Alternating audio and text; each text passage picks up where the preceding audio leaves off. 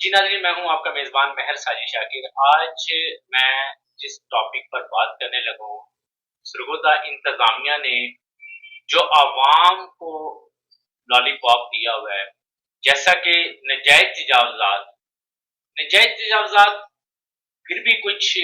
ایسے اس پہ معاملات آ جاتے ہیں کہ اس کو درگزر کرنا پڑتا ہے، لیکن جو نجائز تجاوزات سرکاری گلی کو بند کر کے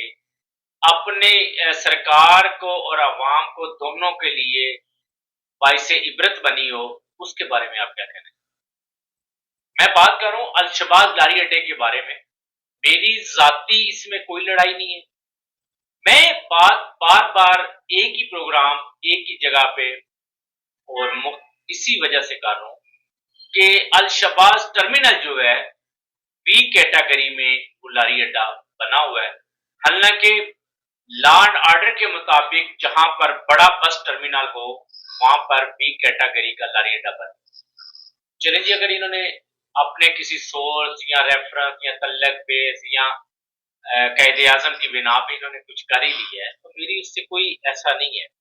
لیکن ان کا مسئلہ یہ ہے کہ یہ الشباز جو ٹرانسپورٹ کمپنی ہے شیخ اقبال صاحب کی، یہ 22/7/2015 کو انہوں نے ایک میٹنگ رکھی، میٹنگ میں وغیرہ وغیرہ جو 2015 میں انہوں نے 2016 تک ان کا ایک سال کے لیے ان کا ڈامن، لیکن میں یہ کہوں گا کہ ان کی جو جگہ ہے وہ اس لا اینڈ آرڈر کے خلاف ہے، کیسا کہ ان کی جگہ کو پورا ہونا چاہیے تھا، انہوں نے 253 بے کی خلاف ورزی کیا۔ 54 مرلے زمین ہے جو کہ کم از کم 80 مرلے ایک کنال اراضی درکار ہے، جس میں سے 54 مرلے میں انہوں نے اڈا بنا رکھا ہے جو کہ 253 کی خلاف ورزی قانون کے مطابق درست نہیں، لیکن انہوں نے کیا کیا ہے کہ سرکار کی ڈبلیو بلاک کی گلی نمبر 1 کو بند کر کے، واٹر سپلائی کے ساتھ جو پہلی گلی ہے اس کو بند کر کے انہوں نے جناب اس کو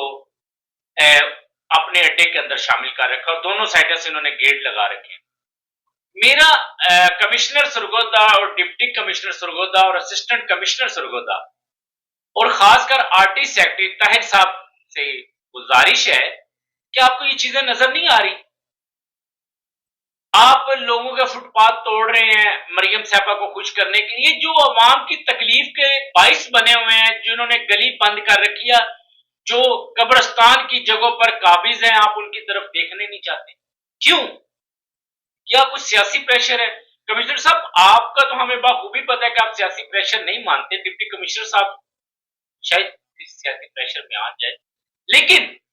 یہ گلی سرکار کی ہے، عوام کی ہے، اس گلی کو واگزار کروایا جائے اور اس کے مطابق رولز کے مطابق جنرل بس سٹینڈ کے ساتھ کوئی اور بس سٹینڈ قائم نہیں کیا جاتا، یہ بھی لا ہے جو میں پڑھ کے آپ کو سنا رہا ہوں،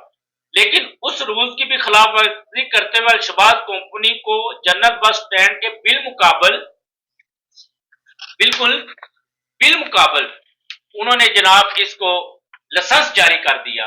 الشباز کمپنی والوں کا ڈی کلاس اڈا بننے کے بعد اس علاقے میں ہر وقت ٹریفک بلاک رہتی ہے، یہ ایک نہیں 200% بات کنفرم ہے،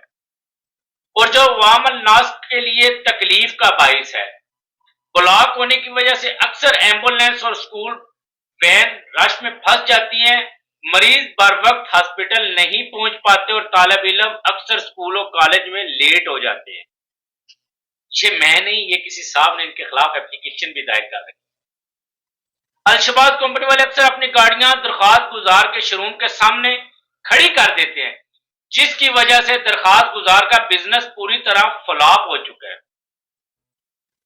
الشباز ٹرانسپورٹ کمپنی ڈی کلاس اڈا قائم کرنے کی اجازت دے کر درخواست گزار کی بنیادی حقوق کی خلاف ورزی کی ہے، ٹھیک ہے۔ اب اس میں آپ کو ایک بات بڑی اہم بتا دوں کہ مورخہ 9/7/2016 کو اپنی فارمل میٹنگ بلائے بغیر قانونی تقاضے کو نظر انداز کرتے ہوئے الشباز ٹرمینل کمپنی کو 2 سال کے لیے ان کا لائسنس رینیو کر دیا۔ کمال ہے یار، کیا بات ہے یار، سب کا اپنے جگیر ہے، سب کے اپنے ہی من مرضی ہیں، اور یہی نہیں डी क्लास बस स्टैंड का लाइसेंस गैर कानूनी तौर पर तमाम ज़ाब्तों और रसूलों को नजरअंदाज करते हुए जारी कर दिया। क्या बात! इधर किसी गरीब ने एक घर बनाना, उसकी एक छोटा सा लोडर सड़क पर कोई गिराज है ना कि यार ये रेत 10 मिनट में हमने उठा के अंदर फेंक लेनी है, तो हमारी इंतजामिया जनाब उनको नोटिस दे देती है और इनकी तरफ देखने ही गवारा नहीं करती। हाजी इकबाल साहब के मानना के तल्लक सोर्स बहुत बड़े हैं, उन्होंने जनाब दस्तरखान सुझाए हुए हैं, लेकिन इसका मकसद ये नहीं है कि आप 10 लोगों को रोटी खिला के 50 लोगों को तकलीफ दें, आपकी वो नेकी काबिल कबूल नहीं है जनाब। लेकिन मेरी इंतजामिया से गुजारिश है कि इस चीज पर गौर करें। और ये मेरी अगर सेकंड फाइल में ये मेरे पास इनका नक्शा भी है जी, ये नक्शा है, मैं कोई बगैर नक्शे के बात नहीं कर रहा, मेरे पास इनका मुकम्मल नक्शा है जिसमें ये साफ नजर आ रहा है कि जनाब ये गैर कानूनी है और इनकी जगह 84 मरले पूरी नहीं है, और उसके बावजूद इन्होंने मीटिंग्स में बगैर मीटिंग बुलाए इनके लाइसेंस रेन्यू करते रहे हैं, जिसके तमाम डॉक्यूमेंट्स मेरे पास मौजूद है। ठीक है, और पीछे रही बात, इंशाल्लाह एंटी करप्शन में भी इनके खिलाफ दायर दरखास्त हो चुकी है, वजीर आला को भी पहुंच चुकी है और उम्मीद है कि इस पर अब बहुत जल्द एक्शन होगा। लेकिन मैं कमिश्नर सुरगोदा से दोबारा कहूंगा कि अगर मरियम नवाज साहबा ने नहीं एक्शन करवाना है तो आपकी सुरगोदा में क्या जरूरत है? अगर दूसरे पंजाब लेवल पे एक्शन होना है तो सुरगोदा में डिप्टी कमिश्नर की क्या जरूरत है? और अगर रूल्स और रेगुलेशन को लाहौर के सेक्रेटरी ने देखना है, पंजाब के सेक्रेटरी ने, तो सुरगोदा के आरटी सेक्रेटरी की क्या जरूरत है? क्या आप यहां पर एसी के ठंडे कमरों में बैठने के लिए आए हुए हैं या अपनी मनपसंद लोगों को नवाजने के लिए आए हुए हैं? मैं इस चीज को आला काम तक लेके जाऊंगा और इंशाअल्लाह इस गली को बागजार करवाया जाएगा। फिलहाल अगली स्टोरी बहुत